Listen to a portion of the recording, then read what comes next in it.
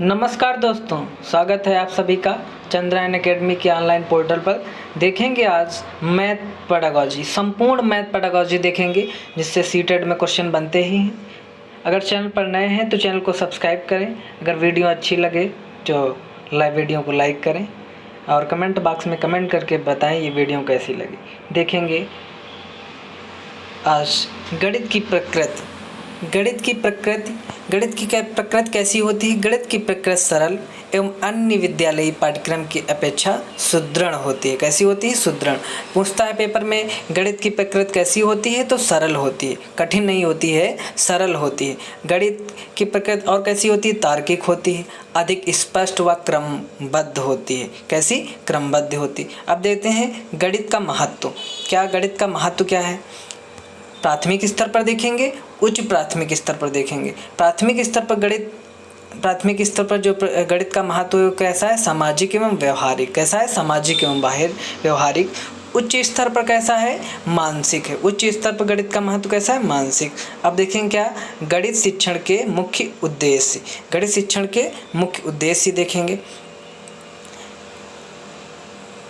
मुख्य उद्देश्य में देखेंगे क्या प्राथमिक स्तर पर जो मुख्य उद्देश्य हैं, संकीर्ण प्राथमिक स्तर, उच्च स्तर पर। तो गणित के जो मुख्य उद्देश्य होते हैं वो एनसीएफ 2005 के अनुसार छात्र एवं छात्राओं की सोच का गणितीकरण करना विद्यालय पाठ्यक्रम में गणित शिक्षण का मुख्य उद्देश्य है। एनसीएफ के अनुसार क्या है मुख्य उद्देश्य? कि छात्राओं की सोच का गणितीकरण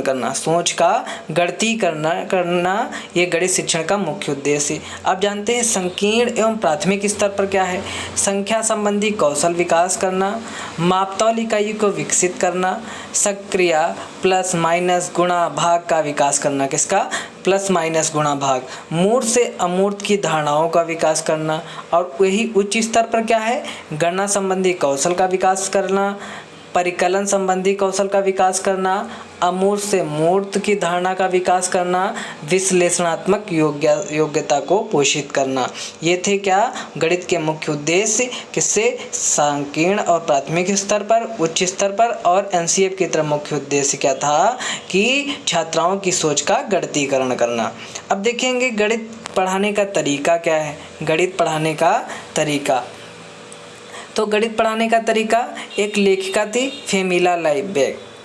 इन्होंने इल्प्स सीक्वेंस दिया। इन्होंने सीक्वेंस दिया कौन सा? इल्प्स। इन्होंने सीक्वेंस बताया। ई से क्या होता है? एक्सपीरियंस, ठोस वस्तुओं के साथ अनुभव करना। उनको ठोस, ई का मतलब एक्सपीरियंस, अनुभव। एल से क्या बताया इन्होंने? लैंग्वेज, ठोस वस्तुओं के प्रयोग से के समय बच्चों से वार्तालाप करना, लैंग्वेज, भाषा। फिर क्या पी से क्या बताया? पी से बताया पिक्चर। पिक्चर मीन्स चित्र, दिखाकर गणितीय अवधारणाओं को स्पष्ट करना। एस बताया सिंबल्स, साइंस, शिक्षक बच्चों को चिन्हों का बोध कराते हैं। ये इल्प्स सीक्वेंस था। इल्प्स सीक्वेंस ये भी पूछा जाता है सीक्वेंस कौन सा था। तो ई से एक्सपीरियंस, एल से लैंग्वेज, पी से पिक्चर, एस से सिंबल्स या साइन। फिर देखेंगे गणितीय सोच। गणितीय सोच कैसी होती है? गणित की सोच कैसी होती है? तो अभिसारी होता है और अपसारी। अभिसारी का मतलब होता है बंद अंत वाले प्रश्न। बंद अंत वाले प्रश्न जैसे हमने पूछा 2 + 2 कितना होता है? तो क्या बताओगे? 4। यही हमने पूछ दिया अपसारी। अपसारी क्या होता है? खुले या मुक्त अंत वाले प्रश्न। खुले या मुक्त अंत। हमने पूछा किन दो संख्याओं को जोड़ने पर 8 प्राप्त होगा? किन दो संख्याओं को जोड़ने पर 8? कोई बताएगा 4 + 4, कोई बताएगा 6 + 2, कोई बताएगा 5 + 3। तो क्या हम कई सारे आंसर बता सकते हैं इसके। तो क्या होता है? अपसारी। ये अपसारी होता है। गणित की भाषा। गणित की भाषा कैसी है? गणित स्वतः एक भाषा है जो विभिन्न चिन्हों व नियमों से होकर चलती है। किससे चलती है? ये स्वतः एक भाषा है जो नियमों और से चिन्हों से होकर चलती है। गणित की भाषा सामान्य भाषा के रूप में ही होती है और अर्थात ज्ञानार्जन के लिए हमें किसी अतिरिक्त भाषा की आवश्यकता नहीं होती। देखेंगे गणितीय भाषा के अंग। ये भी कभी पेपर में पूछ देता, सीक्वेंस से लिखिए गणितीय भाषा के अंग कौन कौन से हैं। तो पहला है पद, दूसरा प्रत्यय, तीसरा सूत्र, चौथा सिद्धांत, पांचवा चिन्ह। इनको याद कर लीजिए या स्क्रीनशॉट ले लीजिए। गणित की शिक्षण विधियाँ। गणित की शिक्षण विधियों पर चर्चा कर लें। गणित की शिक्षण विधियाँ कौन कौन सी हैं? तो शिक्षक केंद्रित विधियाँ, मुख्य स्थान शिक्षक का होता है, इसमें क्या होता है, जो मुख्य स्थान होता है वो शिक्षक का होता है, शिक्षक केंद्रित विधि होती है।